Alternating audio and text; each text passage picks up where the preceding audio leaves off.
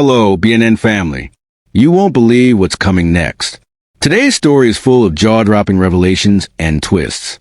Let's begin today's interesting story. I always believed that independence was a virtue to be cherished, something to strive for and take pride in. My partner, Diane, seemed to embody this ideal. She often boasted about her self-sufficiency, declaring with confidence that she didn't need anyone, especially not a man, to take care of her. At first, I admired her for it. Her fierce independence was one of the things that drew me to her. I wanted to support her in that belief, to be the kind of partner who respected her autonomy and never made her feel like she needed to rely on me. But as time went on, I began to notice cracks in the foundation of our relationship, and my admiration slowly turned into frustration. Diane's independence was, in many ways, a performance. She talked a big game about being self-reliant, but in reality, she leaned on me more than she would ever admit. I didn't mind at first. I loved her, and I wanted to make her life easier. I took care of the little things, paying the bills on time, keeping the apartment tidy, managing the household responsibilities, without ever asking for recognition.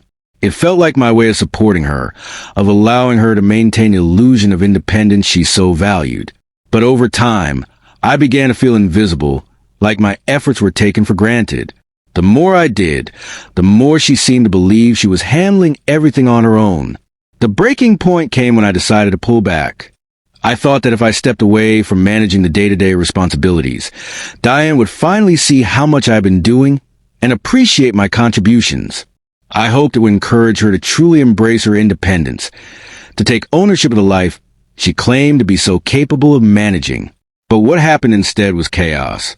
The bills began to pile up, unopened and unpaid. The once tidy apartment became cluttered and disorganized, a physical reflection of the growing tension between us. I tried to talk to Diane about the overdue bills, suggesting ways I could help her get back on track. Each time, she dismissed my offers with a wave of her hand, insisting she could handle everything on her own. Her pride was impenetrable, and it felt like she was living in a bubble of self-deception. She was so proud of her independence, yet completely blind to the reality of her situation. As the weeks passed, the tension in our home escalated. The power was eventually shut off due to unpaid bills, and that moment brought everything to a head. I remember sitting in the dim light of our darkened living room, the air thick with unspoken resentment. The confrontation I had long dreaded finally happened.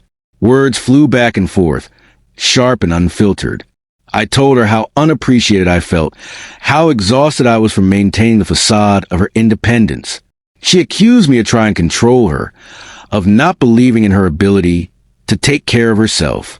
It was a painful, raw exchange, and it became painfully clear that Diane's claims of independence were in direct contradiction to her reliance on me for the essential parts of her life. I felt like I was living in a house of cards, and the moment I withdrew my support, everything came tumbling down. With a heavy heart, I made the decision to leave. I couldn't be part of a relationship where my contributions were unseen and unacknowledged. I packed my things and moved out, leaving Diane to face the stark reality of her situation. In the weeks that followed, I heard through mutual friends that Diane was struggling. The chaos I had tried to shield her from now surrounded her. The bills didn't magically disappear, and suddenly she found herself overwhelmed with responsibilities she had previously dismissed.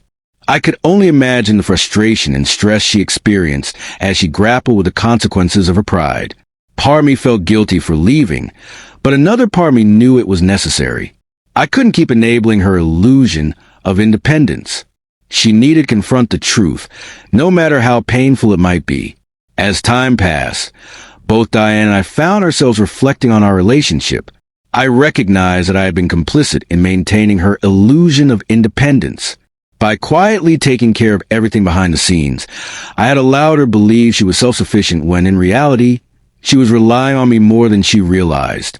It was a hard lesson to learn, but it taught me the importance of truth over appearances. A relationship built on honesty and mutual respect is far stronger than one built on illusions and unspoken resentments. Meanwhile, Diane struggled to manage everything alone.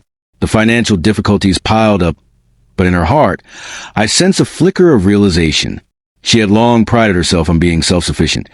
Yet here she was, grappling with the chaos she once thought she could handle effortlessly. I hoped that, in time, she would come to acknowledge her struggles and learn that asking for help wasn't a sign of weakness, but rather a strength that many often overlook. In the month that followed, I found a new living situation and began to rebuild my life. I felt a sense of relief wash over me, free from the burden of Diane's contradictory stance on independence.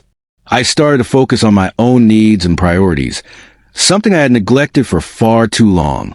I also began to understand that relationships are often about interdependence, a balance between support and independence.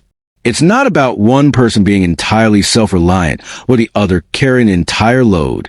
It's about recognizing when to lean on each other and when to stand on your own. As we both moved forward, I realized that the lessons from our relationship would shape both of our lives. For me, it was a reminder that true strength lies in honesty and vulnerability. For Diane, I hoped it was a wake-up call to reevaluate what independence really means. Independence isn't about refusing to rely on anyone. It's about knowing when to ask for help and having the humility to accept it. It's about being strong enough to admit that no one can do everything alone. In the end, I believe we both grew from the experience, even if it came at the cost of our relationship. Sometimes, the hardest lessons are the ones that teach us the most about ourselves and what we truly need from the people we love.